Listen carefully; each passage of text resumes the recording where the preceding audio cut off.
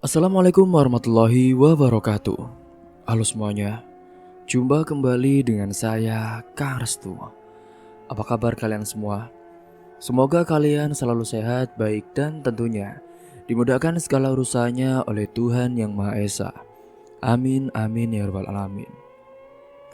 Oke, seperti biasa, kali ini saya akan menceritakan sebuah kisah horor. Dan bagi kalian yang baru bergabung, jangan lupa klik tombol subscribe-nya.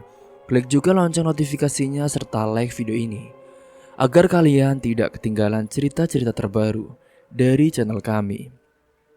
Oke, terima kasih. Dan langsung saja tanpa berlama-lama lagi. Bagaimana kisahnya? Ini dia ceritanya.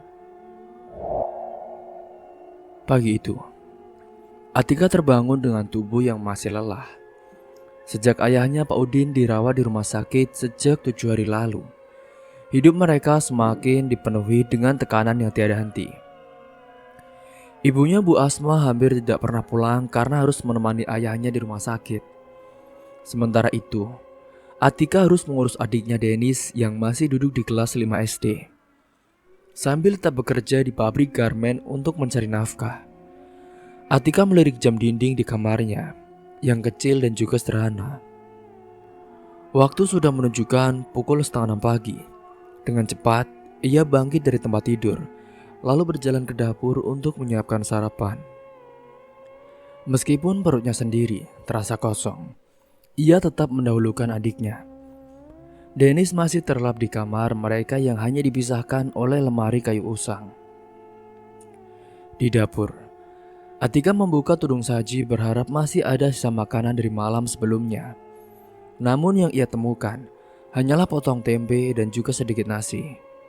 Atika menarik nafas panjang, mencoba menenangkan diri. Harus cukup, gumamnya berusaha berpikir positif. Ia segera menyalakan kompor, menuangkan sedikit minyak goreng yang tersisa, lalu menggoreng tempe. Saat minyak mulai berdesis, ia pun mendengar suara langkah kaki kecil dari belakang. Dennis muncul dengan mata yang masih setengah terpejam. "Kak, masak apa kak?" tanyanya dengan suara serak.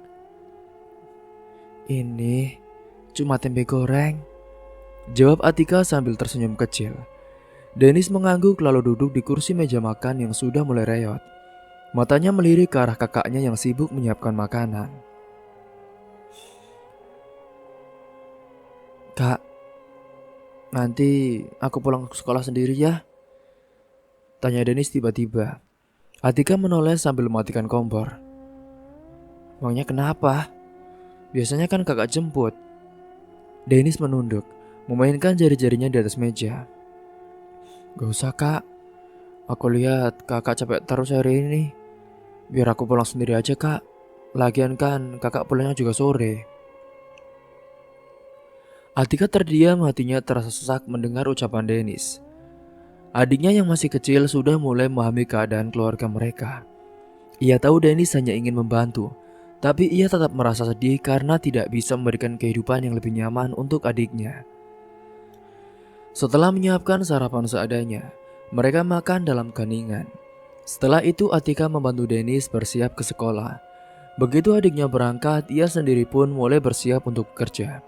Dengan cepat ia mengganti pakaian dengan seragam kerjanya yang sudah agak lusuh, lalu mengunci rambutnya. Sebelum berangkat, ia mengambil ponselnya dan melihat pesan dari ibunya. "Tika, uang di dompet ibu tinggal sedikit. Rumah sakit belum dibayar, nak. Mungkin besok kita harus cari pinjaman lagi." Atika menggigit bibirnya.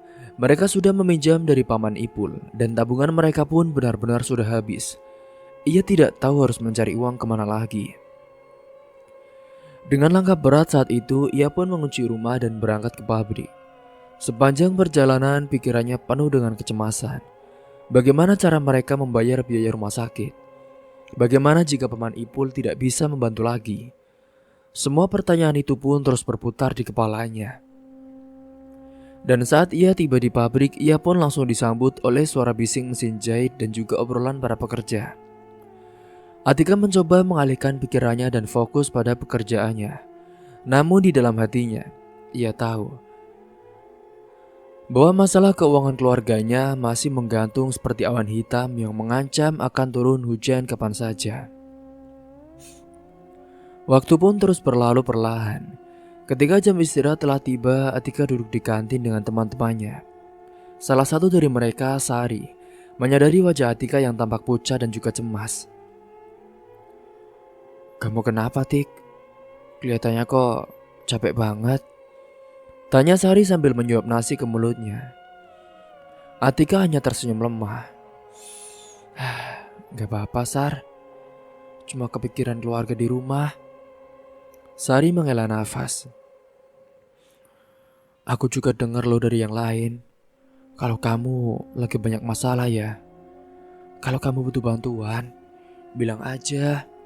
Siapa tahu aku bisa bantu, Kak." Atika hanya mengangguk meskipun ia tahu tidak mungkin terus mengandalkan orang lain. Setelah istirahat selesai, ia pun kembali bekerja hingga sore hari. Hingga saat jam pulang kerja tiba, ia pun berjalan pulang dengan langkah lambat. Setiap langkahnya terasa berat, seolah beban hidup yang ia pikul semakin besar.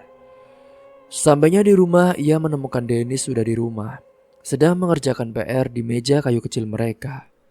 "Kakak sudah pulang," kata Dennis sambil tersenyum. Atika duduk di sampingnya mengusap kepala adiknya. "Kamu udah makan, Dek?" Dennis mengangguk. "Iya, Kak. Tadi ada tetangga ngasih sedikit lauk, jadi aku makan duluan." Atika terharu meskipun mereka sedang dalam keadaan sulit. Masih ada orang-orang baik di sekitar mereka. Namun ia tahu ia tidak bisa berlangsung lama. Mereka butuh solusi yang nyata. Malam itu ketika Atika kembali menerima pesan dari ibunya. "Tika, besok kita harus cari uang, Nak. Ini tadi katanya rumah sakit gak bisa nunggu lebih lama lagi." Atika pun menggenggam ponselnya erat-erat. Ia tahu besok akan menjadi hari yang lebih berat lagi. Singkat cerita, pada keesokan harinya, setelah menerima telepon semalam dari ibunya untuk meminjam uang. Pagi itu Atika terbangun dengan tubuh yang terasa sedikit lebih ringan. Karena hari ini adalah hari Minggu yang berarti ia tidak perlu pergi ke pabrik garmen. Namun meskipun tubuhnya bisa beristirahat dari pekerjaan, pikirannya tetap dipenuhi dengan kekhawatiran. Masalah biaya rumah sakit ayahnya masih menggantung di atas kepala mereka. Dan ibunya sudah mengirim pesan sejak pagi, sejak semalam bahkan, mengingatkan bahwa mereka harus segera mencari uang tambahan. Dari dalam kamar, Atika bisa mendengar suara tawa anak-anak di luar rumah. Ia melonggarkan kepalanya ke jendela dan melihat Dennis sedang bermain bersama teman-temannya di tanah lapang yang tak jauh dari rumah mereka. Meski situasi mereka sedang sulit, setidaknya Dennis masih bisa menikmati waktunya sebagai anak-anak. Pemandangan itu pun membuat Atika tersenyum kecil, meskipun hatinya merasa tetap terasa berat sekali. Setelah mencuci muka dan merapikan rambutnya, Atika duduk di kursi tua di ruang tamu. Berpikir keras tentang apa yang harus ia lakukan. Tabungan mereka sudah benar-benar habis, dan mereka bahkan sudah meminjam dari Paman Ipul beberapa hari lalu. Namun dia bingung, dia tidak tahu siapa lagi yang harus dia pinjam. Satu-satunya orang yang mungkin bisa memberikan pinjaman dalam waktu singkat hanyalah pamannya itu. Dengan perasaan campur aduk, Atika mengambil tas kecilnya dan bersiap pergi. Sebelum berangkat, ia pun melirik ke arah Dennis yang masih sibuk bermain. "Dennis, kakak pergi sebentar ya," katanya. Dennis yang sedang asik mengejar bola bersama teman-temannya pun hanya melambaikan tangan. "Ya kak, hati-hati." Atika melangkah keluar rumah dan mulai berjalan menuju rumah Paman Ipul. Rumah pamannya terletak tidak terlalu jauh, hanya beberapa gang dari rumah mereka. Berbeda dengan rumahnya yang sederhana, rumah Paman Ipul jauh lebih besar dan juga megah. Halaman depannya luas, dipenuhi beberapa kandang ternak yang tertata rapi. Suara ayam berkokok dan kambing mengembik terdengar di sekitarnya. Paman Ipul memang dikenal sebagai orang kaya di kampung mereka. Ia memiliki usaha ternak yang sangat sukses. dengan puluhan sapi, kambing dan juga ayam yang ia pelihara. Namun meskipun kaya raya, ada sesuatu yang misterius tentang dirinya. Ipul adalah seorang pria yang berusia hampir 40 tahun. Tetapi hingga saat ini, ia belum menikah. Banyak orang bertanya-tanya mengapa, tetapi mereka yang mengenalnya lebih dalam. Mereka tahu bahwa Ipul bukanlah pria yang kekurangan wanita. Sebaliknya, ia justru dikenal sebagai pria yang suka bermain dengan banyak perempuan, wanita. Kadang juga ada beberapa gadis muda dari luar kampung yang datang ke rumahnya. Entah untuk apa, ada yang bilang ia suka memberi mereka uang dengan maksud tertentu. Atika menelan ludah saat ia tiba di depan rumah pamannya. Ia tahu, pamannya sudah banyak membantunya tetapi ia tidak punya pilihan lain. Dengan hati-hati, ia pun mengetuk pintu kayu besar itu. Tok tok tok. Misi. Tok tok tok. Tidak butuh waktu lama sebelum pintu terbuka. Dan di baliknya berdiri Ipul dengan pakaian santai, kaos oblong dan juga sarung yang digulung di atas lututnya. Ia memandang Atika dengan tatapan tajam seolah sudah bisa menebak tujuan keponakannya datang ke rumahnya pagi-pagi begini. Atika, ada apa pagi-pagi kesini, Dok? Tanya Ipul dengan suara yang dalam. Atika mencoba tersenyum meskipun ada perasaan canggung yang merayapi tubuhnya. Paman, saya mau bicara sebentar. Boleh? Ipul mengangkat alisnya lalu melangkah ke samping, memberi isyarat agar Atika masuk. Yo, boleh. Ayo masuk dulu. Kita bicara di dalam saja. Atika masuk ke dalam rumah yang luas itu. Aroma dupa pun bercampur dengan bau khas kayu jati yang menyambutnya. Ia duduk di sofa empuk yang ada di ruang tamu, sementara Ipul duduk di seberangnya, menyadarkan punggung dengan santai. Jadi kamu mau ngomong apa? Ipul bertanya sambil melipat tangannya di dada.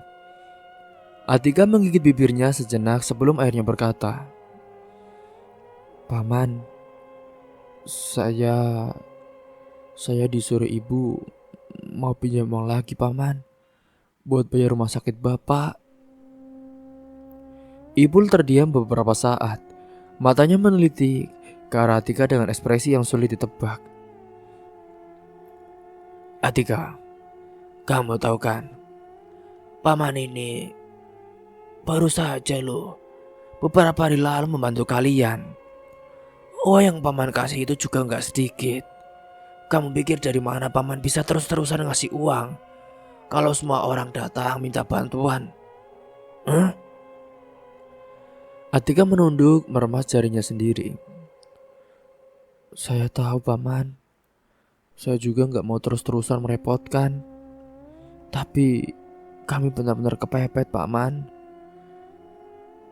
Ipul menghela nafas panjang, lalu bersandar ke sofa.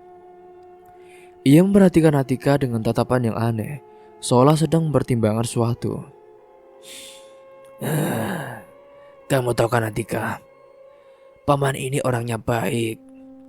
Kalau ada orang kesulitan, Paman pasti bantu sebisa mungkin. Apalagi keluarganya sendiri, ya kan? Katanya dengan pelan. Atika mengangguk cepat. Iya, Paman, saya tahu. Tapi Paman juga punya aturan sendiri. Kalau orang mau bantuan lebih, biasanya ada sesuatu yang harus diberikan sebagai gantinya. Ipul melanjutkan dengan suaranya sedikit melambat. Atika mengernyit merasa ada sesuatu yang tidak beres dengan kata-kata pamannya. Maksud Paman, apa ya? Ipul menatapnya lekat-lekat, lalu tersenyum tipis. Kamu kan gadis yang cantik toh, Atika. Cerdas, bekerja keras. Sayang kalau hidupmu susah terus. Kalau kamu mau, Paman bisa bantu kamu lebih dari sekedar pinjaman uang. Paman bisa kasih kamu kehidupan yang lebih baik, Dok. Gimana? Darah di tubuh Atika seakan membeku. Ia mulai memahami maksud tersembunyi dari kata-kata pamannya. Jantungnya berdebar dengan kencang, rasa takut pun mulai menjalar di dalam dirinya. Maksud paman? Aku gak ngerti ya paman. Atika mencoba berpura-pura tidak mengerti dengan berucap terbata-bata. Meskipun di dalam hatinya ia sudah tahu ke arah mana pembicaraan ini akan berjalan. Ipul tertawa kecil saat itu, lalu bangkit dari duduknya. Ia berjalan mendekati Atika lalu duduk di sebelahnya. Gini loh Nduk Jayu, sudahlah, kamu kan gadis pintar, pasti ngertilah. Paman ini kan orang baik, gak mungkin nyakitin kamu. Kalau kamu mau sedikit lebih dekat dengan paman, semua masalahmu bisa selesai.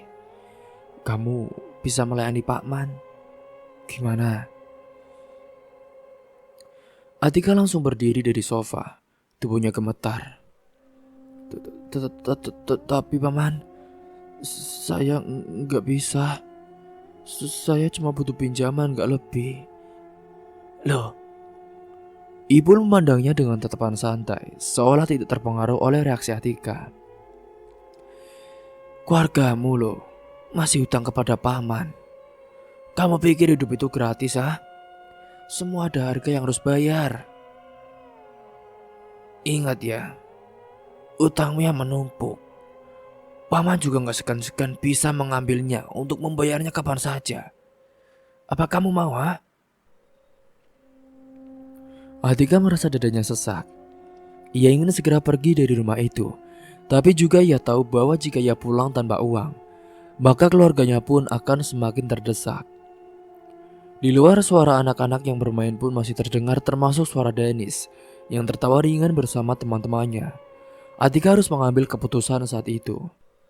Setelah berpikir-pikir untuk menerima tawaran dari pamannya, Atika pun akhirnya berdiri di depan pamannya dengan tubuh gemetar. Hatinya bergejolak antara rasa takut, jijik, dan juga putus asa. Paman Ipul masih duduk di sofa dengan tatapan santai, seolah menunggu jawaban yang sudah ia yakini akan keluar dari mulut keponakannya. Dalam kepalanya, Atika berpikir keras jika ia menolak, berarti ia harus pulang dengan tangan kosong. Itu artinya biaya rumah sakit bapaknya akan semakin membengkak. Dan mungkin saja rumah sakit akan menolak memberikan perawatan lebih lanjut. Ia juga sudah menyadari bahwa sudah sangat lama sekali keluarganya berhutang kepada pamannya itu. Sementara ibunya yang pasti sudah kelelahan menjaga bapaknya, pasti akan semakin terbebani jika ia tidak bisa mendapatkan uang. Tidak ada lagi tempat untuk meminjam uang, tidak ada lagi solusi yang bisa ia pikirkan. Atika menelan ludah, dadanya sesak, perlahan kata-kata itu keluar dari bibirnya dengan suara yang hampir tidak terdengar. Paman, saya mau, tapi hanya sekali ini saja ya paman. Terus paman pakai pengaman, ucapnya dengan suara bergetar. Ipul tersenyum lebar, tampak sangat puas dengan jawaban Atika. Ia menyandarkan tubuhnya ke sofa seolah baru saja memenangkan permainan yang sudah ia mainkan sejak awal. Bagus Nduk Cahayu, kamu memang gadis pintar. Paman suka yang tahu bagaimana menjalani hidup. Tenang, paman jamin pasti aman, tidak bakal keluar, katanya dengan nada puas. Atika menunduk menggigit bibirnya sendiri agar tidak menangis. Pikirannya kosong pun tetapi hatinya berteriak. Ya udah, kalau begitu, Pung masih fresh. Ayo ikut paman ke dalam. Kita bersenang-senang di dalam kamar, lanjut Ipul sambil berdiri. Atika hanya mengangguk pelan, membiarkan dirinya berjalan mengikuti pamannya ke dalam kamar besar rumah itu. Setiap langkah yang ia ambil terasa berat, seolah tubuhnya sendiri menolak untuk bergerak. Namun ia terus berjalan karena ia tahu tidak ada jalan lain. Sore hari ketika Atika keluar dari rumah paman Ipul dengan langkah gontai, tangannya menggenggam erat amplop berisi uang 5 juta rupiah yang diberikan oleh pamannya. Ini, ia ingat kata-kata dari pamannya. Karena kamu sudah melayani paman dengan puas, maka utang keluargamu akan paman kurangi 5 juta. Percuma-cuma. Dan sekarang, ini uang. Sana, bawa ke rumah sakit. Setelah mendapatkan uang, namun singkatnya saat itu, tidak ada rasa lega di hatinya. Yang ada hanyalah rasa kosong, rasa jijik pada dirinya sendiri. Ia berjalan pulang dengan pikiran yang melayang-layang. Tidak bisa benar-benar menyadari apa yang terjadi di sekelilingnya. Setibanya di rumah, ia pun langsung mengganti pakaian dan mencuci wajahnya berulang kali di kamar mandi. Seolah ingin menghilangkan sesuatu yang menempel di tubuhnya. Ia menatap dirinya di cermin, menangis, menyadari kekotoran yang ada di dalam dirinya. Kesuciannya sudah diambil oleh pamannya. Hingga saat itu, tanpa banyak bicara, Tika pun setelah bersiap mengambil tasnya dan bersiap pergi ke rumah sakit untuk segera menemui ibunya. Ia ingin segera menyerahkan uang ini agar setidaknya beban pikirannya sedikit berkurang. Setibanya di rumah sakit, Atika berjalan perlahan menuju kamar perawatan bapaknya. Ruangan itu terasa sepi, hanya terdengar suara mesin-mesin medis yang terus berbunyi, menjaga hidup seorang yang sudah berada di ambang batas. Di dalam ruangan, ibunya duduk di sisi ranjang Pak Udin. Wajahnya tampak lelah dan pucat. Ia hampir tidak tidur selama beberapa hari terakhir. Ketika melihat Atika masuk, ia pun tersenyum kecil. Meskipun raut wajahnya menunjukkan kelelahan yang mendalam saat itu. Atika, kamu datang, nak. Atika mau dan berusaha tersenyum. Iya, Bu. Ini Atika sudah bawa uang untuk bayar biaya rumah sakitnya. Ia pun mengeluarkan amplop dari dalam tasnya dan menyerahkannya kepada ibunya. Bu Asma menatap amplop itu dengan mata berkaca-kaca. Alhamdulillah, nak. Ibu sudah pusing sekali mikirin biaya ini. Namun setelah menerima amplop itu, ibunya menatap Atika dengan tatapan penuh selidik. Oh iya, nak. Kamu dapat uang ini dari mana, Tika? Tanyanya tiba-tiba. Atika terdiam. Jantungnya berdebar kencang. Ia tidak siap untuk menjawab pertanyaan ini. Ia tidak ingin ibunya tahu. Ia tidak ingin ada siapapun yang tahu. Ini dari Paman Ipul lagi, Bu. Aku bingung mau pinjam ke siapa lagi. Cuma Paman Ipul, Bu, yang meminjami uang tanpa bunga dan dengan gampang. Jawabnya dengan suara yang terdengar tidak meyakinkan. Ibunya masih menatapnya dengan ragu. Tapi kemarin katanya Paman Ipul sudah gak bisa bantu lagi. Kok sekarang dia kasih lagi, nak? Atika menggigit bibirnya. Ia harus berbohong. Ia tidak bisa membiarkan ibunya mengetahui kebenarannya. Iya, Bu. Saya bujuk Paman Ipul. Dia akhirnya mau kasih pinjaman lagi, Bu. Katanya berusaha agar suaranya terdengar normal. Bu Asma masih terlihat curiga, tetapi ia tidak bertanya lebih jauh. Ia sudah terlalu lelah untuk menggali lebih dalam. Ya sudah, nak. Yang penting kita bisa bayar biaya rumah sakit dulu, katanya akhirnya. Atika mengangguk. Ia merasa lega karena ibunya tidak bertanya lebih jauh. Tetapi di dalam hatinya ia merasa semakin terpuruk. Sementara di depannya di ranjang, bapaknya masih terbaring diam. Matanya terbuka sedikit tetapi tatapannya kosong. Nafasnya terdengar lemah, seolah-olah ia sedang bertarung dengan waktu. Atika mendekat dan duduk di samping ranjang. Ia menggenggam tangan bapaknya yang dingin. Pak, Bapak, panggilnya dengan pelan. Pak Udin tidak bereaksi. Ia hanya menatap langit-langit. Entah apa yang ada di dalam pikirannya. Atika merasa matanya mulai panas. Ia ingin menangis tetapi ia menahan diri. Bu Asma menepuk bahu Atika dengan lembut. Nak, kamu pulang saja dulu. Kasihan Denny sendirian di rumah. Ibu masih bisa di sini. Atika menoleh ke arah ibunya dan mengangguk dengan pelan. Baik Bu, kalau gitu saya pulang dulu ya Bu. Ia berdiri menatap bapaknya sekali lagi sebelum berjalan keluar dari ruangan itu. Di luar langkahnya terasa berat, hatinya semakin kacau. Ia merasa telah mengkhianati dirinya sendiri. Saat ia berjalan pulang, pikirannya dipenuhi dengan berbagai perasaan yang saling bertabrakan.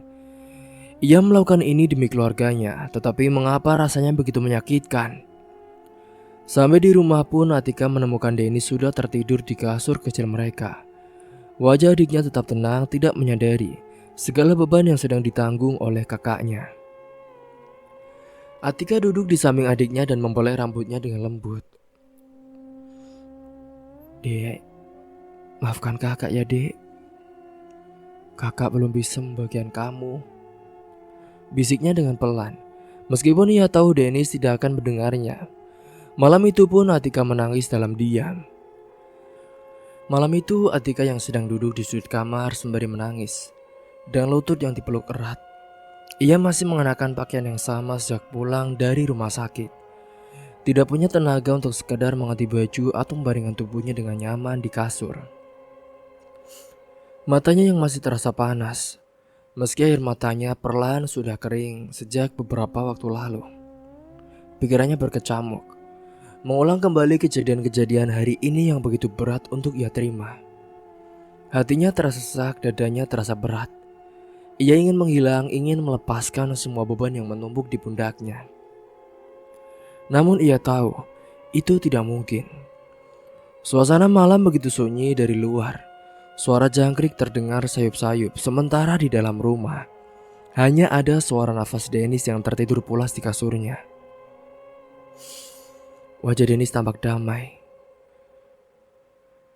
Dengan gerakan lemah, Atika meraih ponselnya yang sejak tadi ia letakkan di samping bantal. Layarnya menyala memperlihatkan beberapa notifikasi. Salah satunya adalah panggilan tak terjawab dari Rifki. Hatinya sedikit bergetar kelihat mata itu. Rifki adalah seorang yang selama ini dekat dengannya. Mereka bukan sepasang kekasih, tetapi Rifki adalah orang yang selalu ada untuknya, yang selalu mendengarkan keluh kesahnya ketika ia merasa lelah. Seolah tanpa sadar saat itu, jari-jarinya pun menekan ikon panggilan balik. Tidak butuh waktu lama sebelum suara Rifki terdengar dari seberang. Halo Tika, kamu tadi gak angkat, lagi sibuk ya? Suara itu terdengar hangat, penuh perhatian. Atika menggigit bibirnya menahan tangis yang sudah ingin pecah kembali. Enggak kok Rif, aku tadi cuma gak lihat ponsel, jawabnya dengan lirih. Kamu kenapa Tik? Kok suaramu berbeda? Kamu habis nangis ya? Rifki bertanya dengan nada khawatir. Atika menarik nafas dalam-dalam. Ia tidak ingin menangis lagi, tapi entah kenapa, hanya dengan mendengar suara Rifki perasaannya menjadi semakin rapuh. Ia menutup matanya, membiarkan air mata pun saat itu mengalir lagi tanpa bisa ia tahan. Iya Rif, aku capek sekali Rifki. Suara Atika bergetar. Rifki diam beberapa saat sebelum akhirnya berkata dengan lembut. Ya sudah, kamu cerita sama aku aja Tika. Aku di sini pengen dengerin kamu. Atika tidak langsung menjawab. Ia mengusap air matanya, mencoba mengumpulkan keberanian untuk menceritakan semua yang ia rasakan. Aku gak tahu harus mulai dari mana Rif. Bapak masih di rumah sakit. Udah seminggu lebih. Kondisinya makin buruk dan biaya pengobatannya pun terus bertambah Rif. Tabungan kami habis. Utang juga sudah menumpuk. Aku gak tahu harus gimana lagi. Kamu tahu sendiri kan, gaji kerja di Garmen berapa? Tangisnya semakin menjadi-jadi. Aku sudah coba cari pinjaman kemana-mana Rif, tapi semuanya mentok. Aku gak punya siapa-siapa lagi Rif. Aku merasa gagal. Aku merasa gak berguna. Aku cuma ingin bapak sembuh. Aku cuma ingin keluarga aku gak menderita Rif. Tapi aku gak tahu harus apa. Rifki menghela nafas panjang dari seberang telepon. Tika, aku ngerti. Aku ngerti perasaanmu. Kamu sabar ya. Kamu gak sendirian kok. Aku ada di sini. Aku mungkin gak bisa ngasih banyak, tapi kalau kamu butuh bantuan, aku akan coba sebisa mungkin. Atika menggeleng, meskipun Rifki tidak bisa melihatnya. Enggak, Rif. Aku tahu kamu juga punya tanggungan. Kamu harus urus adik-adikmu. Keluargamu juga butuh kamu, Rif. Aku gak mau jadi beban. Kamu bukan beban, Tika. Rifki berkata dengan tegas. Kamu itu seseorang yang berarti buat aku. Kalau aku bisa bantu, kenapa enggak? Atika tersenyum kecil di antara tangisnya, namun ia tetap menggeleng. Terima kasih Arif, tapi aku gak bisa. Aku harus hadapi semua ini sendiri saja. Rifki terdiam sejenak sebelum akhirnya berkata, aku gak akan maksa Tika, tapi tolong, kalau kamu butuh seorang buat bersandar, jangan ragu buat hubungi aku ya. Aku selalu ada buat kamu. Atika mengangguk pelan. Iya Rif, terima kasih ya. Obrolan mereka pun terus berlanjut beberapa saat. Rifki yang mencoba menghibur Atika pun dengan berbagai cara. Menceritakan hal lucu membuatnya sedikit tertawa meskipun air matanya belum sepenuhnya kering.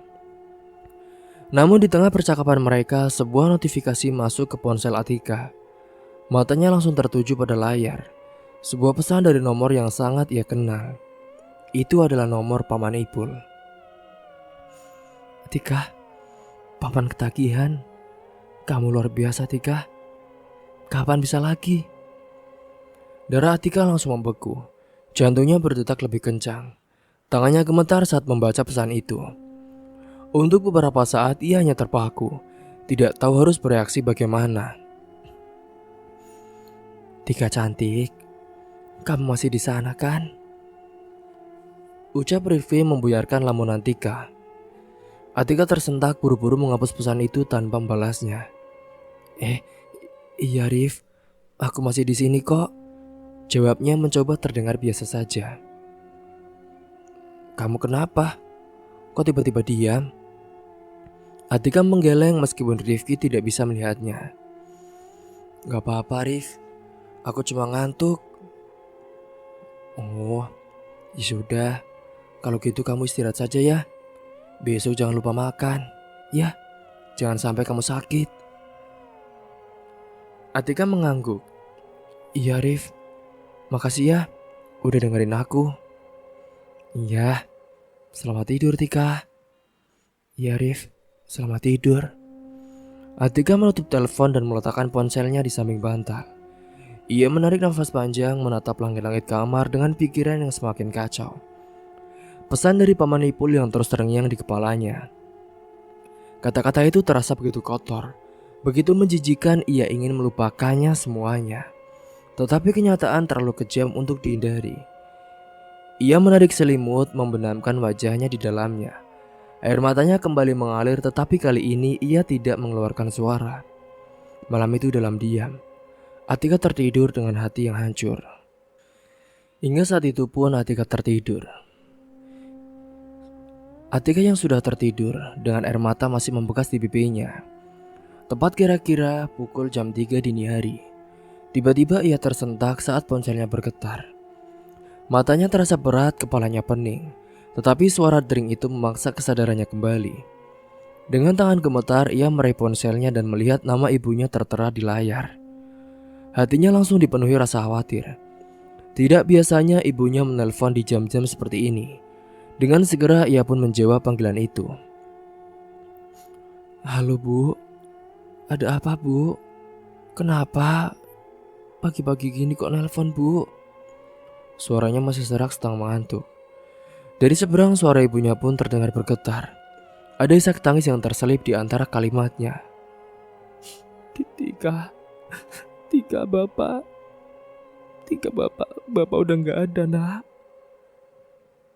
Dunia Atika terasa berhenti berputar. Apa yang baru saja ia dengar? Jantungnya berdegup dengan kencang. Dadanya terasa sesak dan tangannya tiba-tiba kehilangan tenaga. Apa bu? Gak mungkin bu. Tadi sore aku masih lihat bapak bu. Bapak udah gak kuat nak. Barusan bapak pergi. Suara ibunya pecah, tangis yang terdengar semakin jelas. Atika terdiam, pikirannya kosong. Telinganya berdengung. Tidak, ini tidak mungkin terjadi. Dengan panik ia pun langsung bangkit dari tempat tidur dan menoleh ke arah Dennis yang masih terlelap. Ia mengguncang bahu adiknya dengan cepat. Dennis bangun dek, bangun. Suaranya terdengar lebih tinggi dari biasanya. Dennis mengerjakan mata, wajahnya masih kebingungan. Kenapa kak? Masih ngantuk kok. Bapak meninggal, bapak udah gak ada Den. Suara Atika pecah saat mengucapkannya. Dennis terdiam seolah otaknya sedang memproses kata-kata itu. Lalu dengan wajah bingung dan mata yang mulai berkaca-kaca, ia bertanya, "Hah? Bapak udah meninggal kak?" Atika hanya bisa mengangguk sambil menangis. Dennis pun langsung menangis keras, tubuhnya gemetar. Atika memeluknya erat mencoba menenangkan, meskipun dirinya sendiri sedang hancur. Dalam kepanikan dan kebingungan itu, Atika meraih ponselnya lagi. Ia tidak punya pilihan lain. Ia harus segera ke rumah sakit, tidak ada kendaraan. Tidak ada siapapun yang bisa ia hubungi kecuali. Dengan tangan gemetar, ia pun mengetik pesan singkat. Paman, bapak meninggal paman. Tolong antar kami ke rumah sakit paman. Tidak sampai 1 menit pun ponselnya bergetar. Paman Ipul saat membalas. Iya, aku kesana sekarang. Tak lama saat itu suara motor terdengar dari luar rumah. Atika pun segera menggandeng Dennis yang masih menangis dan berlari keluar. Paman Ipul sudah menunggu di depan rumah dengan wajah datar, tanpa ekspresi. Ayo Atika, naik, ucapnya dengan singkat. Atika mengangguk dan membantu Dennis naik ke motor sebelum ia sendiri ikut naik di belakang. Tanpa banyak bicara, Paman Ipul pun segera melajukan motornya menuju rumah sakit. Dalam perjalanan, angin malam terasa dingin menusuk kulit. Atika memeluk Dennis erat, mencoba menahan tangisnya yang tak terbendung. Jalanan sepi, lampu-lampu jalan berkelip samar, tetapi semua itu terasa buram di mata Atika yang penuh dengan air mata. Setibanya di rumah sakit, mereka pun langsung berlari menuju kamar perawatan bapaknya. Di sana ibunya sudah terduduk lemas di samping ranjang, menangis tanpa suara. Beberapa perawat terlihat sibuk mengurus sesuatu. Sementara di atas ranjang, tubuh Pak Udin terbaring kaku dengan selimut putih menutupi seluruh tubuhnya. Atika tidak bisa menahan dirinya lagi. Ia langsung jatuh berlutut di samping ranjang dan menangis histeris. Bapak jangan pergi pak. Bapak. Tapi tak ada jawaban. Pak Udin sudah pergi. Dennis juga menangis keras memeluk tubuh ibunya yang juga terguncang hebat. Sementara itu, Paman Ipul berdiri di sudut ruangan, hanya mengamati semuanya dengan tatapan datar. Tidak ada kesedihan di wajahnya, tidak ada empati, hanya tatapan kosong yang entah apa artinya. Keesokan harinya pun suasana rumah dipenuhi oleh para tetangga yang datang melayat. Ibu-ibu sibuk memasak dan menyiapkan kursi untuk para pelayat. Sementara para bapak-bapak memandu, membantu mengurus pemakaman. Atika masih merasa seperti mimpi. Pikirannya kosong, tubuhnya terasa lemas, dan matanya sudah bengkak karena terlalu banyak menangis. Rifki datang di antara kerumunan berjalan cepat ke arah Atika yang sedang duduk di sudut ruangan. Begitu melihat wajahnya, Rifki tidak berkata apa-apa. Ia langsung menarik Atika ke dalam pelukannya. Atika yang awalnya terkejut, akhirnya pun kembali menangis ke dada Rifki. Ia merasa begitu lelah, begitu hancur, dan hanya ingin bersandar pada seorang. Tika, kamu yang sabar ya. Aku di sini. Suara Rifki bergetar, terdengar tulus dan juga penuh kepedulian. Atika hanya bisa mengangguk sambil menangis. sementara Rifki terus memeluknya erat. Namun di tengah momen itu ada tatapan tajam yang mengarah ke mereka, yaitu Paman Ipul, yang berdiri tidak jauh dari sana. Menatap ekspresi berbeda dari sebelumnya. Matanya menyipit, rahangnya mengeras. Ada kemarahan yang jelas terpancar dari wajahnya. Ia mengepalkan tangan, merasa panas melihat Atika dipeluk oleh pria lain. Ada rasa cemburu yang muncul, seolah Atika adalah miliknya dan tidak seharusnya disentuh oleh siapapun. Tanpa sadar saat itu, tatapan Paman Ipul pun semakin tajam, penuh dengan sesuatu yang sulit diartikan. Sementara itu, Atika masih terisak di pelukan Rifki, tidak menyadari bahwa ada seorang yang sedang memperhatikannya dengan perasaan yang berbahaya. Hingga hari itu pun, benar-benar hari yang sangat menyakitkan bagi Atika, ibunya, dan juga keluarga adiknya. Sampai di sini dulu kisahnya. Tunggu kelanjutannya di part selanjutnya. Mungkin itu saja yang dapat saya sampaikan. Kurang lebihnya mohon maaf apabila ada salah kata ataupun ucapan yang kurang berkenan bagi kalian semua. Sampai jumpa di cerita selanjutnya. Akhir kata, wassalamualaikum warahmatullahi wabarakatuh.